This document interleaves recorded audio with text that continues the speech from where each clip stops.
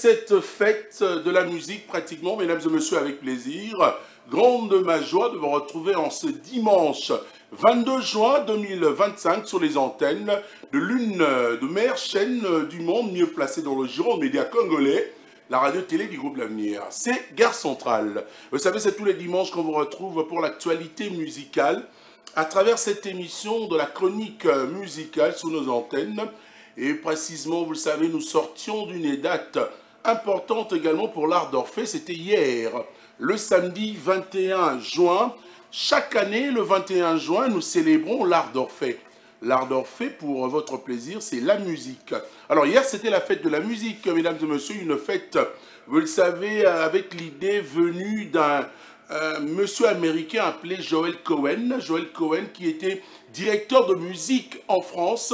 Et en 1976, il a eu l'idée pratiquement d'honorer l'art d'Orphée, mais une idée qui est passée aux côtés de la France, puisque le ministre français à l'époque de la culture s'appelait Jacques Lang, en 1982, a eu cette initiative bonne de fêter la musique chaque le 21 juin depuis 1982. Et aujourd'hui, nous continuons cette fête de la musique, puisqu'en République démocratique du Congo, l'une des nations fortes en termes de culture qui aussi ramène l'art d'Orphée plus loin, et nous pouvons dire que nous avons plusieurs productions scéniques ces derniers temps depuis l'ouverture de l'espace européen pour nos artistes musiciens. Bienvenue, merci de votre fidélité. En disant cette date du 21 juin également, nous nous rappelons que nous allons dans cette émission avoir l'interview réalisée pratiquement, c'est-à-dire qu'une annonce faite par Koffi Olomide qui voulait s'annoncer à son public, le mélomane,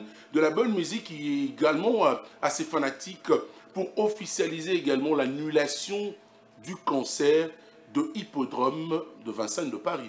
Koffi Olomide a parlé hier, les concerts ont été annulés, il voulait également rappeler à ses fanatiques qu'il y aura une autre date pour lui. Mais pour l'instant, il va parler, vous aurez donc cette image de l'artiste musicien Koffi Olomide. Alors en ce jour, on se retrouve en se rappelant également à travers cette émission Gare Centrale pour vous dire que l'artiste musicien Zolanti Madédoné Saloumou, alias Moutama Chakado, nous a quitté un certain 22 juin en 2011. Hier, nous avons pratiquement fêté le premier anniversaire de la mort de Chorambemba. Rappelez-vous de Mandundu Talangabane. Alors c'était hier son anniversaire de décès, le premier anniversaire. Et aujourd'hui, nous pensons également à Moutama Chakado à travers cette émission. Pour commencer, je rappelle, Michael Chio nous accompagne également comme d'habitude. Nous avons notre ami Machera David qui est là également pour nous accompagner. Et aussi, on va retrouver aussi Kankwende qui est là aussi, l'homme qu'on appelle pasteur, mais aujourd'hui devenu également pasteur en même temps un Congolais normal, un homme noir. Hein, mais vous pourrez retrouver l'homme qui pilote cette émission Gare Centrale, Florian Kyodo Massamba. Bienvenue. Bon dimanche à vous et merci de rester fidèle sur nos antennes. Qui va en retraite, sauf à quelqu'un qui laisse tomber les bras. Je vous le dis aujourd'hui. Nous savons comment il fonctionne et nous avons l'ambition de prendre des dispositions pour qu'à l'avenir, il n'ait pas gain des causes. C'est ainsi que je vous le dis, nous allons faire ce concert. Certainement pas le 19 juillet comme prévu, mais vous aurez la date en temps utile. Vous vous posez la question, mais pourquoi ça? Parce que je suis Koffi. Parce que je suis le GOAT. Parce qu'ils ont peur, notamment aussi de la légende actuelle Cindy Lecœur. Ils ont peur, ils ont eu peur de ce concert, c'est pour ça qu'ils ont tout fait pour que celui-ci n'ait pas lieu. Moi, je vous demande d'être solidaire, d'être debout plus que jamais, de faire en sorte que moi je sois fier de vous, comme je l'ai toujours été. Et je vais vous montrer que je suis cet artiste qui mérite votre confiance. Vous allez avoir votre concert très bientôt. Mais je vous demande, vous qui êtes créatifs, vous qui êtes des stratèges, d'envahir à partir d'aujourd'hui les réseaux sociaux pour porter haut le nom Tchatcho, le nom Koffi Olomide. Peuple Tchatcho, famille Koffi de tout cœur et avec. Moi, je vous demande d'être solidaire, d'être debout plus que jamais, de faire en sorte que moi je sois fier de vous, comme je l'ai toujours été. Et je vais vous montrer que je suis cet artiste qui mérite votre confiance. Vous allez avoir votre concert très bientôt. Mais je vous demande, vous qui êtes créatifs, vous qui êtes des stratèges, d'envahir à partir d'aujourd'hui les réseaux sociaux pour porter haut le nom Tchatcho, le nom Koffi Olomide. Peuple Tchatcho, famille Koffi Fil, de tout cœur et avec affection, avec respect, je vous souhaite une très heureuse, une très belle fête de la musique en ce 21 juin 2025. Koffi Olomide qui s'annonce au public mélomane de la bonne musique pour vous parler pratiquement que cette production du 19 juillet 2025 a été pratiquement officiellement annulée. Et les grands Opa vous invite pour une prochaine date qui va bientôt annoncer comme il vient de le faire. Ça c'est une bonne communication. Voilà, on va dire que les amoureux de la bonne musique, les Koffi Fil et autres Gaulois également, tous ceux qui aiment de la bonne musique de Koffi Olomide, les grands Mopao, on pourra dire qu'on va retrouver une nouvelle date, une nouvelle salle peut-être avec Koffi Olomide, le grand Mopao. Retrouvons le tour informatif dans cette émission, Gare Centrale, tous les dimanches. Vous êtes bien assis en train de suivre cette émission. Nous vous retrouvons pour une ambiance également folle pour parler aussi de Ferrigo, la chair de poule, le padre, qui venait à peine de livrer un bon concert le 7 juin dernier à ING Arena. Et vous avez retrouvé quand même cette ambiance folle et chaude également, douce aussi l'ambiance, parce que il y a eu de la rumba qui était représentée et aussi de la musique chaude malgré l'absence de l'un de ces animateurs que les gens réclament beaucoup en Europe, qui apprécient beaucoup et que nous appelons tous premier fils Mwana Congo. Mbote Gabe. Ngidibwa. Montoua nani. Montoua Jésus de Nuance, maître du temple. Tony Koko, bonjour. Bonjour, naba mélomane et à bonne musique. Lelo nae ko fêter récite ya ING Arena. Mais pour nous, il y a une intimidation. Eza domaine ngai. Domaine Ngana yebi ko animation et la ici animer les gens na minute na bandako. Tina ba gimpese kuna kote ba jika muluba ba gile bazangika. Donc bazolanda. Donc j'anime les gens.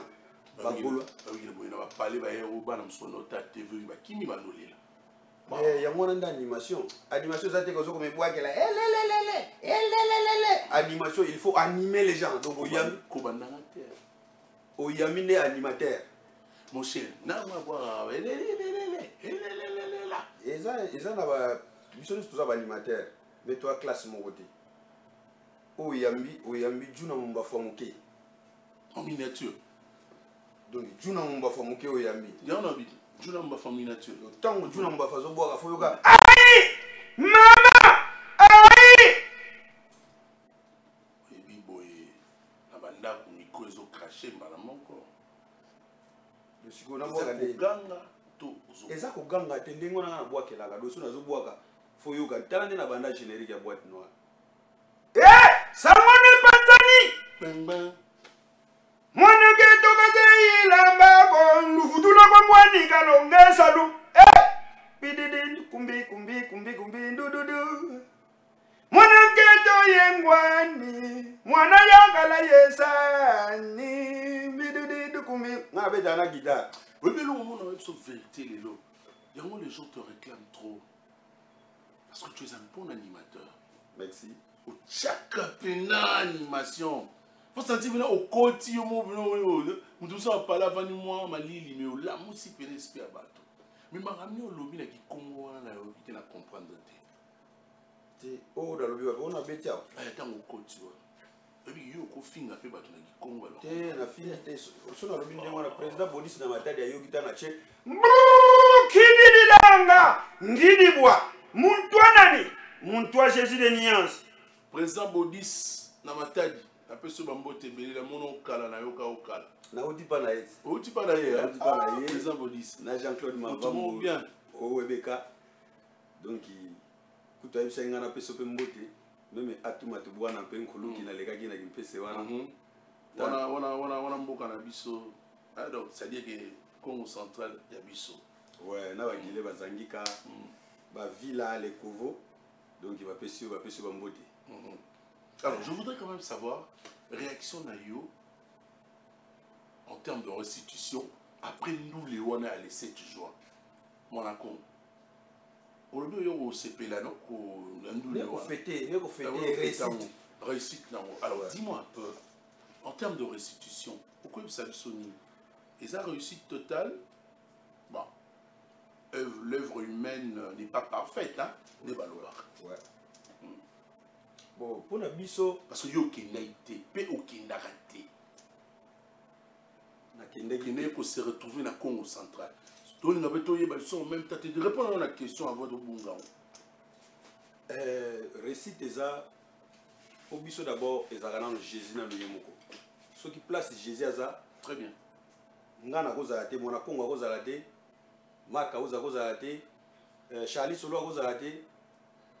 Jésus déjà aza capable aza lungwenya biso to benga na benga gai lungwenya donc lungwenya lingela kisa caméléon a changer ba couleur tala a couleur ndenge za boyi funa kende na ngoboyi donc en bref yemo kona no Jésus tellement azalaki na ngambo na hotela na chaudron na matadi na mboga ba pulubundi donc na tala ki vana moniki concert et l'équipe bien Orino Sanina na Congo central au moment que Jésus de Nyons pour mettre un concert à monnaie na Belgique. Bon, Nazaki awa tangu na raté visa na ambassade. Tu es allé te consoler. T'as raté visa na ambassade na bengaki président Bodis na Matadi. Nde tsenga mwana Congo kuiza nge kwa na Matadi. Nge voa ndange mwandambo. Comprendre ndenge zala nge longo la souci. Nge katusa souci. Katusa souci. Ya mkwendela una Matadi bana Matadi. Katusa stress. Moi ba stress ya katuka. Alors, dis-moi un peu une vérité devant tout le monde dans la télévision. Tu as été choqué d'être absent dans le concert. C'est ça que passe ma casse il y a mon ouvrage qui. Bon, au moins tellement ngai Jésus ngai mutali boso amema na en Europe. Jésus est capable de faire même 1000 animateurs. Tant on peut battre mususu bazo kende elinge lo batenga na za motema la côté. Oh ngana kede. Et puis ngana keto awani ngana za motema la côté. Et là on est d'accord regretter marteau ngana na préparaki marteau. Na ngana me marteau na concert mutuno so zaki na concert azo bima ne loko mona Kongo azo ke yimba mona nzela. Na mimaki marteau ba mission nyoso ngana kuta na Europe ba ngazo marteau tsu tsa wenda.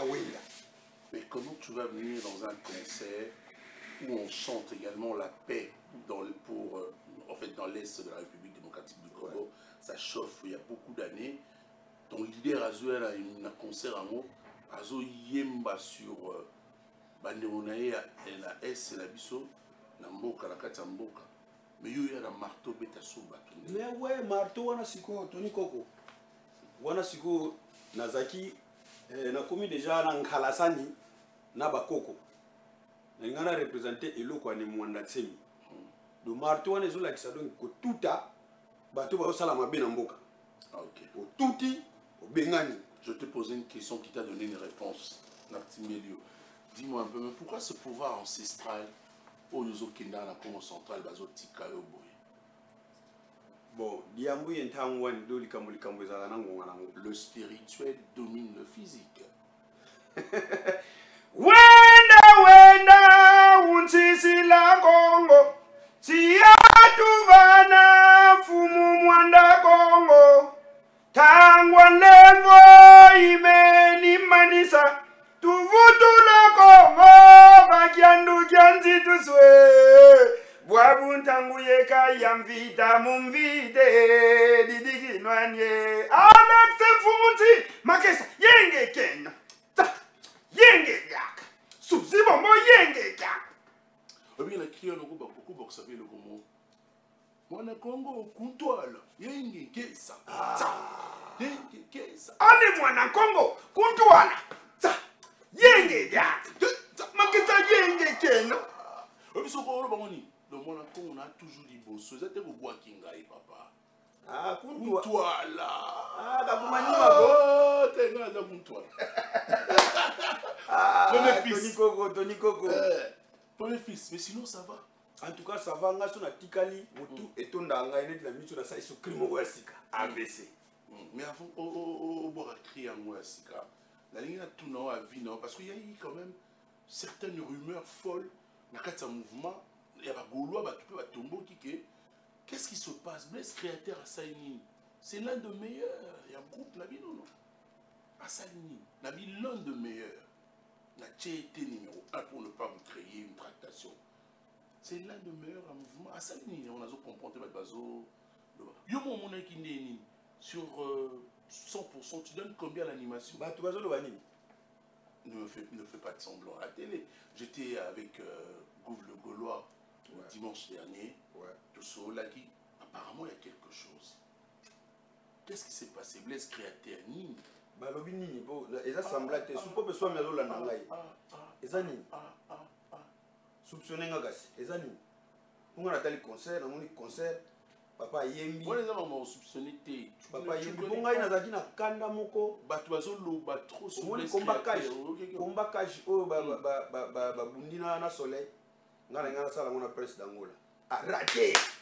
Ah bo presse d'Angola za ayaki na technique moko boye. Kozala ngolwa yelengi baba goline tala ndenge tokoma gebunge alingaka bouger sala. Singona bado dimbidila ina hotela. Ah prince o dimbidila sino yo lo babuzo ba. No nazo diongidila. Ah. Diongidila ndio comprendre. La ko diongidila na mo on être den ko dongo la. Kaya mwana ko diongidila ko dimbidila. Ezaka ndio wana sona lobi ko diongidila na na cataract. Ko dimbidila na kesi ko na damba. Ah yo za muta district ya cataract. Na za muta nga zaka Congo central mobimba. Apparemment tu te laisses trop la Congo central kaka. Non pourquoi na kamini kana mama Congo central. Non na kombola ndaku baba na chambre. Congo le roi yo 100%. Ko kombola ndaku baba na chambre, obimisi na salon, obimisi libanda. Bizaka neto yambisi ko mama chala moi. Je reste congolais. Repose en paix. Ah ok. Maman Chalamouane c'est quoi ya animateur. Donc yo surtout le net papa Chalamouane au Monaco. Voilà. Alors comment tu as jugé l'animation d'un concert à ING Arena? À part Koyemba, Koyemba pour Jésus de nuances. Je répète que Yaya Bagolo va faire le scène et quand j'ai dit merci à vous. Je connais que l'artiste était un peu souffrant, c'est-à-dire grippé.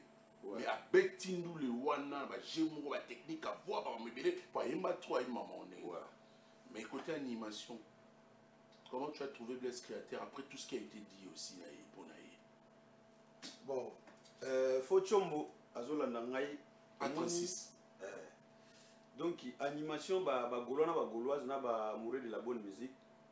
Besoin vraiment Blaise de rigueur mingi. Pourquoi? Tout ça qui préparation 4 mois mon bimato à 10h, 19h, tout ça qui préparation à 4 animateurs. Pourquoi tu demandes aux Gaulois de ne pas être rigoureux à Blaise Créateur au moment où tu me dis que tu ne connais pas le problème? Mais le problème, il y a un problème. Il y a un soupçonner un problème. Oh, ça semble. Oh, il y a des Gaulois qui sont si ça répond son cas. Au moins, il Blaise Créateur. C'est un bon animateur, j'apprécie beaucoup. Depuis.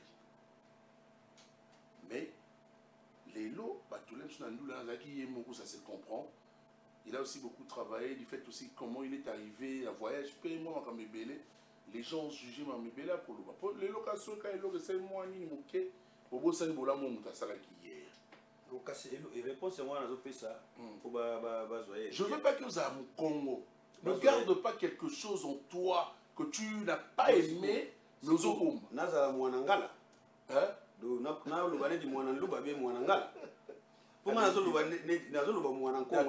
Qu'est-ce que tu reproches?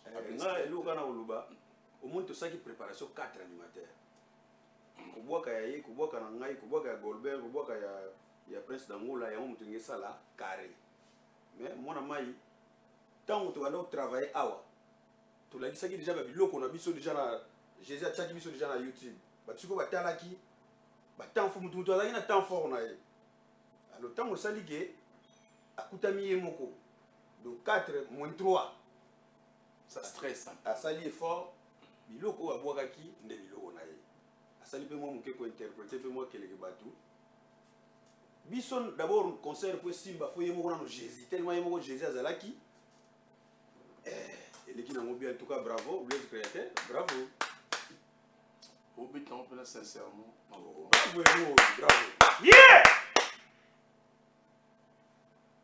kibindi la so nyozolo ba ko kengela ko diongi te mususu no ba je te laisse quand même aussi là tout plaisir na biloka ING ou préparer il faut salon on va yoka combien de bords on va kuna ngana preparaki naki ntweni obarataka na didas nyoso na kotsa yango na kati po na yeba ika kitana zo koma wana to benga ngoni tu n'es pas chanceux ou bien c'est quoi comme ça yozo rata ka la voyage non likambo na ngonga nango donc so ngonga no ngonga epesi wana te Jésus azana ba concert belé oui on l'a dit bien merci beaucoup téléphone merci beaucoup ça na ba ya didite na ba ya didite nani Dili Kinwani. Ah, l'infinitif. Le vieux Dili Kinwani. Si nous avons Pélagie Massamba, JD Fitoko, Bazoti Gangaiti. Baoli Boda Milando, Bazoti Gangaiti. Namono Swana Doris KNB. Cosmoulir. Ah, Yewana. Il n'y a pas eu forme, tongo. Bon, on a un vin, on a un petit aba. Il y a un poupa mado. Namatadi. Ngemo façon que. Sakarave. Kuna siku na prepara kiso na yeka na wenda unsisi la Kongo tia tuvana fumu mwanda Kongo tangwa levo imeni manisa tuvutu la Kongo vakiandu kianzi tuswe bwabuntangu yeka yamvita mumvite didiki nwanye ane mbadi makesa yenge ko compare ferre na bato abu pia na kene logo mususu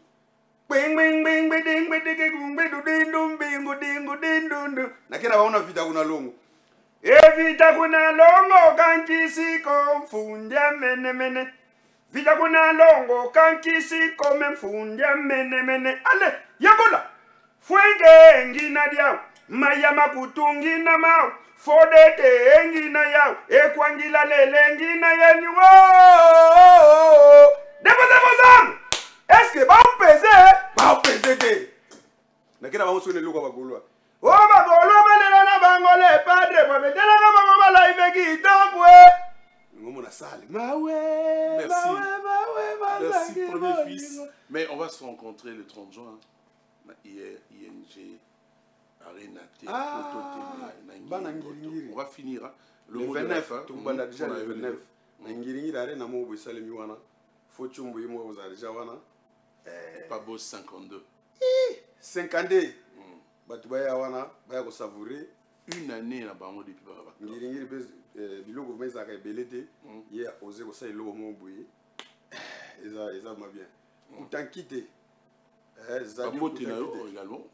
Ouais, on a fait number parfois dans le lobby mabe 00243 89 61 60 485 parfois dans le lobby mabe obenganga si on a bien bon courage toujours un frère Ambassi Bourgeois et qui nous propose ce titre la vidéo qui vient à peine de sortir depuis hier. C'est le titre qu'on retrouve dans l'épée Advent que pourra de l'artiste Ambassi Bourgeois, faiseur de stars avant de lancer encore deux titres qu'il nous a annoncés sur ce plateau. Mais il a immortalisé un homme bien, Rodrigue Matende, le prix Nobel de la joie. Guillaume Mouzindo, bonjour, bienvenue. Bonjour, bon dimanche, mon frère. Ça va tout une question. Oya ndoki koti ndoki yo beza yo mais yo ya construire ba héritier asala gonde héritier watana dozo bela dozo lobate tango kufa héritier wa Tandoki. Est-ce qu'on passe à mon père Bon, on a dit à Tandoki, à Moutou à c'est juste un nom. Bon, en quoi ça va créer, la salle va créer, va jubiler, et donc les habitants, il a Massi bourgeois hier faiseur de star. Les deux n'ont pas Missa Fabregas, Fabregas faiseur de star. Voilà ce que ça va. Où est le problème? Le problème c'est, on a montré de la manière. Tu as bien les calmes, il y a une polémique, tu as bien les calmes. Les faits dans la musique, on a bien Massi bourgeois disque qui toque. Donc pour le programme autorité morale du tout qui binda pita bodo koko nous Monda. Banda tout est dans des paris.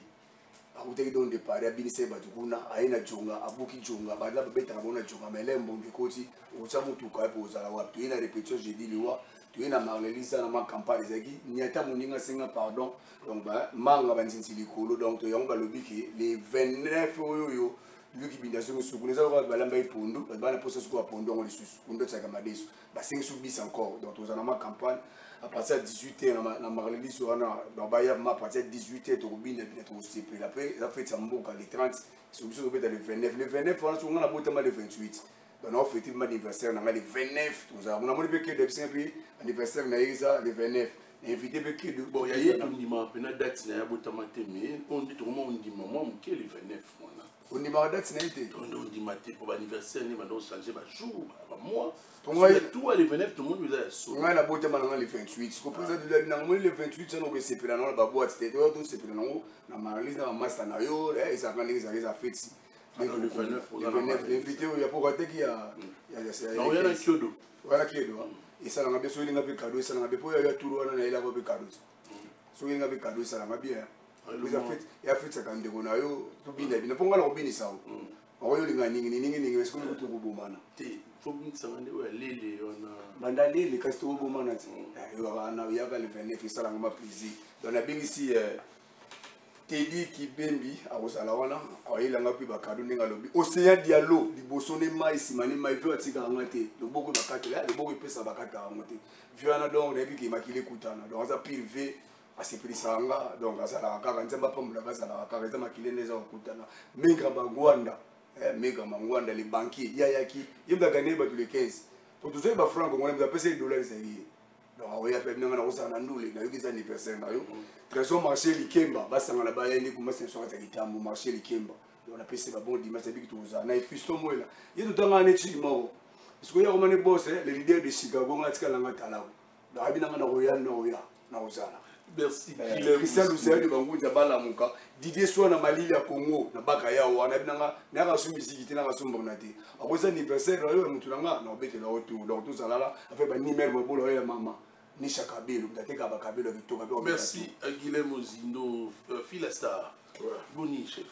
Ouais, tout va bien par la grâce de Dieu, ça va aller. Né dans le bail Kakaba, mais ça n'a cette fois-ci.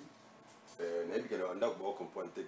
Neni ya ina ba robe boye sultani quoi non ndé dans sini na bango ba place kozu hein ba place kosimi non té pas mais ça na nga boye parce que izalaki mais cette fois-ci ba mais ça na moi muké boye donc tout ça par la grâce ya maman ba le so beaucoup de made maman cinquantenaire inyoka timbi voilà événement où est commis donc moi au tozokota je crois le 25 ceux qui n'a tapé penza minté le 25 to juillet ya na iton pour na 45 ans l'anniversaire il y a maman ba le sombo coup de madère maman cinquantenaire l'union quoi timé maman qui compte carrière na yé banda ko sekisa si le maman o ba leader o ba zo mériter ba trophée ba zo biloko minene na katsa mboka alors le kola ba continue biso ba kipara biso te tozo bunda tozo senga ba mécène o nyoso ba chaka ba to poa o nyoso ba lingaka mosala maman ba le sombo asayela bango bobenga ina numéro na yebo soutenir yebo tchaye ba kwa bosomba ba billet et kozala bien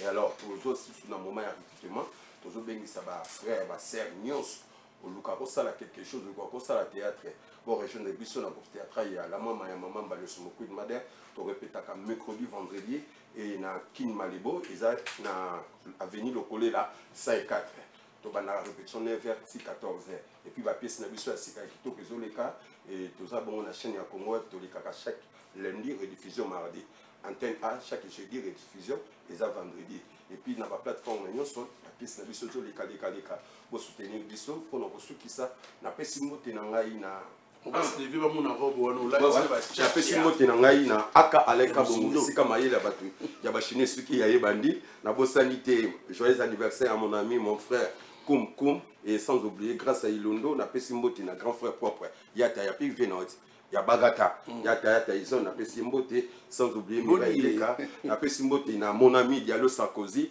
livre Panzu mes condoléances et puis ma pousse Panzu na bosanité Gikambo ya Pamela Kunomi na mbongo ya sika ya propre ya soin Gikambo ya Pamela Kunomina et Moïse Kunomina. Merci. Sans oublier Tony Koko Kontwala. Ah, merci. Pourquoi pas que de Massamba, Bana la maman, son frère Nabino. Cette fois-ci, vous mettez ça en anglais.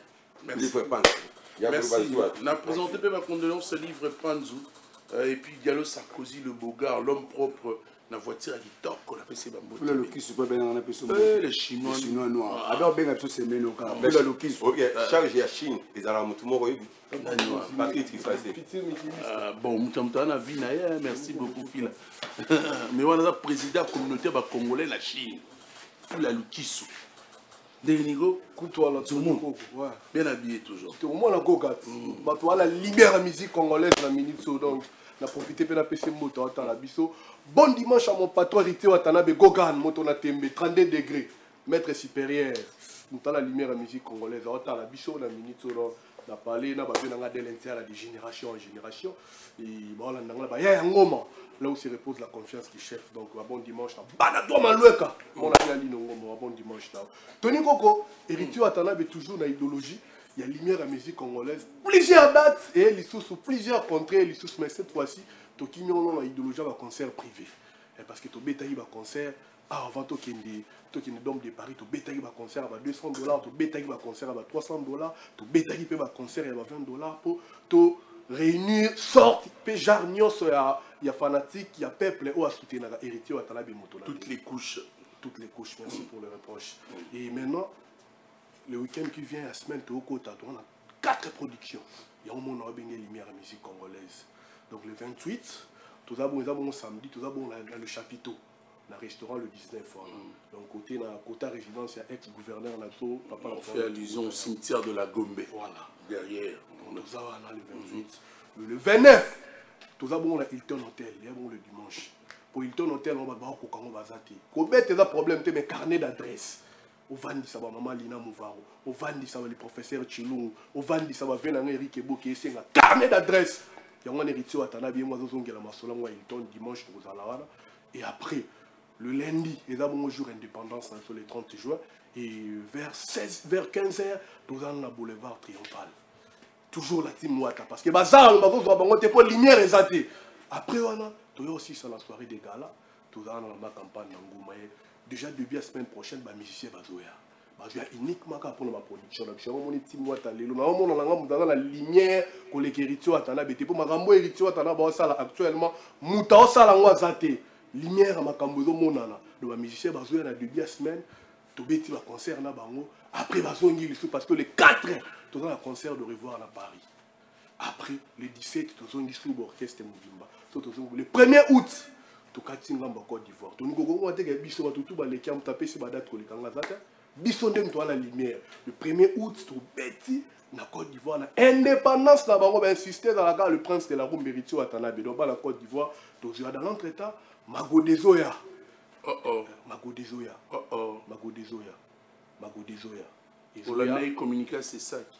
Mais on a une autorisation de l'administration parce que Bisso, on va dépendre de l'administration à la team. Bon, je te rappelle, c'est ça que ça nous concerne, les journalistes aussi. Donc, c'est le Conseil supérieur audiovisuel. Hein, et Blobi, Magoda, Pekisiango, et Boakama, Toebina Mapé.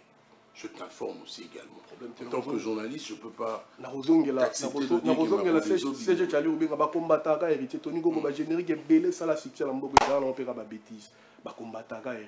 Hérité générique est simbarate, on a mon bêtise. Tant générique est simbarité bêtise. Tout est banit. Presque tout le monde va ça la gagne logo moi comme la tout hérité, bango tout appelé simis. Non mais ça là il a bango tout ba coquille ko pèse lumière té. Aye hérité on a lumière. baromi ko combattre ngo bazoluka balola ba histoire problème te na Hollande c'est yalinga monta aussi kilo ah aussi le gâteau to sepela za reconnaissant le mission to sala do reconnaître frère na e na lumière wa zonguseli ah si le gâteau azaku na biso bikolo même moral batunde bato bazo beta te ba sala effort ba beta Tony Koko ko critiquer héritier watana bi c'est bien mais faire mieux que wata pema ba sala les wana héritier watana bi asomba sale mon côté oh héritier watana bazo mi beti saka bo yo muto mi beti saka te wapi producteur o beta te poani beta le roi wata mi beti saka yo siko wapi producteur azo mona na te mozo seka muta beti te beta nami eleka ya wata apo okoma oseka solo obeti to ko seka te yo zalo l'étape par oseka batu te yo zalo l'étape par oluka ko sala effort obeta ko beta kutu na te o sala effort o cha date merci po bandaka na date après ko sala effort o cha date o réaliser date ngo ndenge go gazo sala ba jour nyonso azolo ba concert na azo beta jusqu'à là 3 concerts 0 date annulée na ba concert na tout beta en tout cas vena bana wenye faut respecter go gado apozo kumbela tronango et en même temps pas kumbela trop la musique congolaise mobimba donc il y a un format, il y a le plus important l'album du groupe Ezoya ton négligent parce que Mikolo te belle comme gars idolique tu as un studio te bisope tu as un studio mais ba contre Ezoya parce que studio est un péchagaté artiste à bêta concert studio est un péchagaté artiste à voyager lumière de Sangibino o eza pas Gogan merci il y a un essentiel à programme Tony Koko Kyodo Masamba merci beaucoup pour l'opportunité et d'ailleurs remercier bana maluka bana mabile o bazo tikanga te côté boza ba masala bali nongo masala merci meko M-Star et nous remercier toujours là bas conseil là bas soutien au pesa donc bon dimanche là bienvenue à Sokolo Youssouf bon dimanche côté ici aux la palota là on PDG Patrick Bobino PDG à Pima Nikobi na pêche Bambote vient na père le code Mayashi merci Bambota merci beaucoup Tony Koko pour l'opportunité Brice Zomon on merci également vous allez saluer champion Kiwaka en train de suivre cette émission avec plaisir on va retrouver retour au plateau pour saluer l'homme qu'on appelle force pas comme les autres champion Kiwaka en la minute on appelle ce bon dimanche force pas comme les autres on continue dans la lignée de parler de Ouattara non Guidoda ouais merci pour la parole il y a Tony Koko je crois monde entier à Paris champion Kiwaka maître Sorobo on a parlé Zulu Fighter je crois Babatala ça peut certifié il y a monsieur le chanteur japonais Kidoda donc il n'y a rien à commenter si vraiment dimanche à Lelo ils ont vraiment quelque chose un événement le 1er août en Côte d'Ivoire ils ont journée culturelle il y a art il y a musique donc il y a un artiste qui a représenté Congo il y a Rotombola Memble il y a Mboka vous allez monsieur le chanteur héritier Watanabe Cosa Nostra la Pulga l'homme qui donne les cours de la musique africaine. Ce n'est pas la dépendance de la Côte d'Ivoire. Ouais, plus vraiment, mais c'est ce qui est le 30 le 1er août, c'est un jour il y a indépendance. Il y a Côte d'Ivoire. Merci. Tu peux avoir indépendance le 30 juin.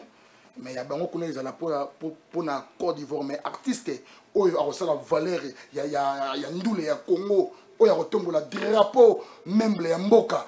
Ils ont monsieur le chanteur héritier Watanabe, Cosa Nostra, l'homme de Magoda.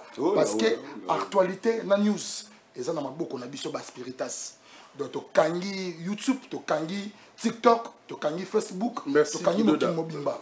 Donc, on me fait si c'est la fin, allez-y. Le 1er et le 30 juin, donc, il y a Côte d'Ivoire, mais pour nous, on a gratté. Tout un conseil, une excellence. Wivin Molek, l'impératrice Malukunga.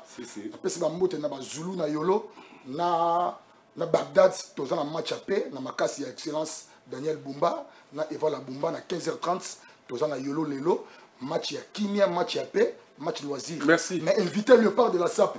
Merci. Rapidement, c'est Coco, Fongo la porte.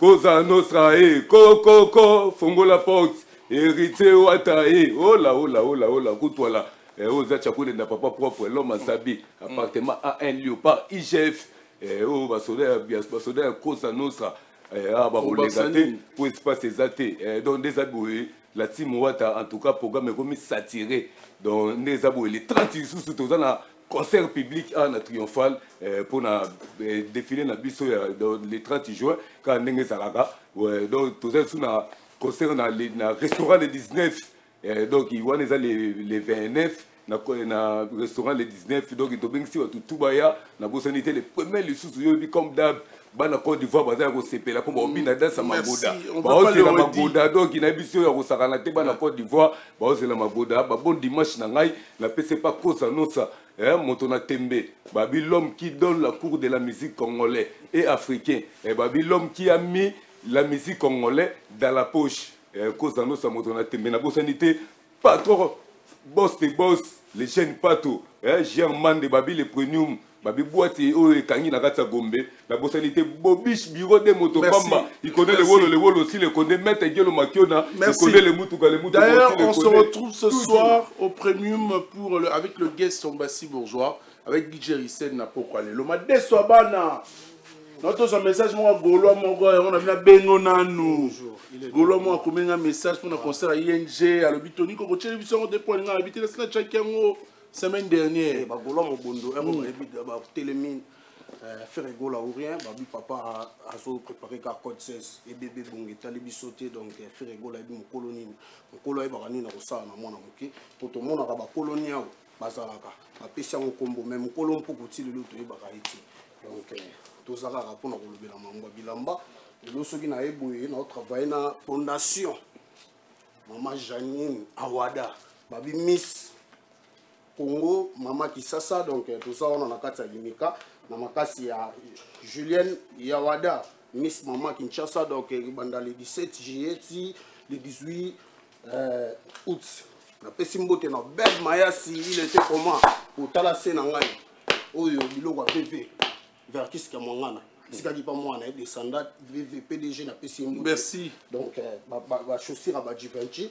Nabi kana kolobele to bed ma sabi makambo yo buki central na kati kapala maman de Chibambe Eric Selemani papa David Touloukou pourquoi pas Laetitia Kibala mala okocha les polyvalents ya dada mundo si Gisèle Massaka Glody Mala petit na ngande ka to sololi fala chabotier Elvis merci beaucoup nous profitons de l'occasion pour saluer DJ Best Mix na kati King Club en talabsuna minito na dimanche à lelo. Il y a Bruno Lubika. Carole. Départ Kouré Katani. Ouais, bonjour et bon dimanche à Tony Coco, son excellence ambassadeur de l'EP. Ainsi qu'à Papi Kakol, il est déjà à Kender, déjà équipe d'avance. Déjà le 28 juin à Tozana couleur café. Donc déjà Papi Kakol c'est bondo ya machine. Aza déjà wanana ligne d'énergie motema ya Papi Kakol c'est bondo. Pembene na monara Salvatore Maya ya Tony Coco Kuntwala. Neto lobela départ unique. Donc départ unique ne zabo ya Tony Coco batuba tuna pourquoi titre en départ unique. Ayon bola siboé. Ouais, ayon bola siboé donc biso yebika we ranson Hugo de roi de la forêt mutaba stratégie. Merci à Tony Coco Kuntwala. Omoni lelo oyoyo ba disque belé et comme kata na bakura oyomo mona ba concert belé kurezo kata na otobeta les 10 mai ba reportango kure kata ni bango. Donc, oui, Ranson a un départ unique. Cette fois-ci, il y a solo l'encara départ unique. Biké, biké. Totali moto, aponke la misarene, les rois de la forêt. Soki totali moto, atondi saï arene, les rois de la forêt. Les rois de la forêt. Mwana Nzambi. Les rois de la forêt. Départ unique. Départ unique. Ouais, Tony Coco, départ unique toujours. Donc, les 24 déjà à mardi, Orchestre Mobimba. Et ça, rejoindre Papi Kakol, c'est Bondo ya machine. Quant à moi, pour finir, opération Somba Billet. Ouais, opération Somba Billet, toujours le 18 octobre, tout ça à Adidas Arena. Et l'autre, c'est Pelango, Warrior, Somba Billet. Golo Somba Billet. Spiritas, Somba Billet. Villageois, Somba Billet. Pour Ezali Kamwa, Ranson. Où est Ranson Azalo, équipe nationale. Kofi Phil, Bango, Somba Billet. Pour Wera Lobaki, Tolingana, tout ça, Lissana. Kofi Olomide. Il y a Tony Coco, ça peut tarder. Il n'y a pas si Babo dimanche Nanga et pas ingénieur Nature Boy. Les salariés de la République, sans oublier Alain Kembela, Pependo Maguchi en direct d'Allemagne, Stati Jamba Mokonza Irlande Cork, Mokonzi Mohamed Audry, Nabo Sanité Honorable Jean-Marie Mangobe, élu de la République, sans oublier Maître Stani Mangobe de Joël MGB. Merci. Merci, bon dimanche à Reste là toi. pour le décor. Hein. Ouais. Bango va tirer même ça va m'emboter. Ok. Information, je peux ça. Monsieur Komina Souka, merci. Allez-y. Bon dimanche, on a Hugo le roi de la forêt. Hugo. Monsieur des coups de résidence. Ceux qui n'ont pas musique. Christian Moko FMI, le partenaire, bon dimanche, nous sommes ici. Doyen Landou Kimpala, le boss, le seul unique. Le boss, le seul unique, chef coutumier à Ville Kinshasa, Ayebi. Merci beaucoup. Ya Tony Koko, bon dimanche. Bon dimanche. Un départ unique. Bon dimanche, il parle le nouveau américain Nestor Kinene. Bon dimanche, on a salué Sanga, Anne Platini, Moutoto Amani, Manabo Santé, Elise Bokota dit, Kotisa Bango. Bon dimanche, ouais, Tony Koko, journaliste, c'est le plus propre de la Kassavou. Vous captez le journaliste, c'est tout le café. Donc, quand à moi, Igwe, le phénomène, personne, Moutaleka, Ouerazate, la maison mère, toute sa performance, n'a pas toujours. Opération, hein? Somalier. Somalier, l'idée soit une tonne, on a, tu as dit que Ouerazate, toujours phénomène. Nathalie, bon séjour à docteur Ronald Koti. Bon séjour à Kin, docteur. Agence PTGE, Business, Travel. Express, Nathalie Wana, Jigladi Fouka, Azalat toujours. Guigui Dubaï, Nathalie, Dr. Pichou Mouzou, Gilet Molène, commandant l'homme Ipekin, Eric Ziko Debo. Merci. Sambole, Zoma, Asila Ate, on est bisso, Masina Père, il y avait Ouera, Bissonde, le monde est à nous maintenant, change de bangoto da bisso, ouais, Bissonde. Mbote la pesika la désiré Moubiala, Milali Tabala. Grâce à Kapinga, Isaac Siapas, Chico Ibanga, bino tout la peste bino mbote na Canada, na Paris, na Europe, na Bandal, tozongi na Kin, on est bisso, wera, merci. Bon dimanche à Tony Koko, oh, les mamadi la sniper avec Sony, et lancer détail, na peste mbote na ngai, bon dimanche na die madi la, Noske madi la, femme madi la, Mimi la Ifeta, Gogo madi la, Daddy Basket. Somba basket, toi, Daddy. On s'attaque basket. Daddy basket. Départ. Ouais, Sorban Loulembe, Motier Maniclette Loulembe. Papa dimanche, no yangwana. Acha maestro, départ unique toujours. Mesdames et messieurs, c'était un réel plaisir de partager ce beau moment de la télévision avec vous et en finissant avec nos amis de Le Monde est à nous. Je rappelle l'actualité, vous savez, le concert de Kofi Olomide de Hippodrome de Vincennes de Paris est officiellement annulé. Kofi ne sera pas le 19 juillet à l'Hippodrome de Vincennes de Paris. C'est une information vraie, vérifiée et vérifiable. Alors on va dire tout simplement qu'elle était à Kinshasa, elle rentre aujourd'hui à Tours, l'une des provinces de la France. C'est ma grande sœur, elle s'appelle Blanche Lukenga, que je salue avec plaisir. On va dire bon retour à vous, bon voyage à toi, la deuxième de notre famille bien sûr. Et je vous salue encore, des gros bisous avec toi. Si vous avez aimé cette émission, dites merci à tous les héros du royaume de machines qui ont pratiquement tourné durant toutes ces heures pour vous donner cette émission XXL. Alors on va dire qu'on va vous retrouver encore très prochainement pour encore d'autres émissions comme d'habitude. Je suis Tony Koko Kuntwala pour vous tenir compagnie. J'étais bien sûr assisté par David Macherano, le pasteur Kankwende Guillaume, Michael Chiyoyo également était présent, et aussi la présence du réalisateur de cette émission Gare Centrale, qui passe tous les dimanches à partir de 12h40 sur les antennes de la radio-télé du groupe L'Avenir. Nous émettons depuis Kinshasa, capitale de la République démocratique du Congo. D'ici là, portez-vous bien.